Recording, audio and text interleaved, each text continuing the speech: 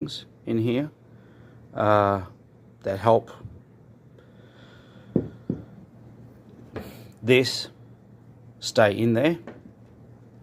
Unfortunately, over a period of time and use and, dropping things around when you're using it, things tend to play up.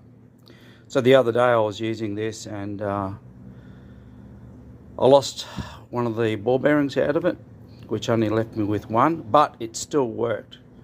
It still managed to keep the fitting on with no leaks, which was absolutely amazing. So I had a bit of an idea. As you can see, I've got a aerosol can here. It's a brake and parts cleaner, and I've often seen aerosol cans pulled apart, and they always had a ball bearing in there with a spring, and the ball bearing serves as a seal. So what I did is I carefully made sure I put my PPE on, used a pair of clippers to cut it open. Yes, I know it looks a bit rough, but anyway, it did the job. So what I did is, once I opened it up, I cut this away from here, which exposed the ball bearing, which just happens to be, the right size to put in here. Now there should actually be 4 ball bearings in here, but at the moment I've only got 2. So the next aerosol can I empty, have a guess what I'm going to do.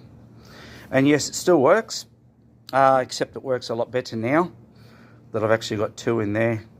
But anyway, I know some will probably say, look, how much is that part?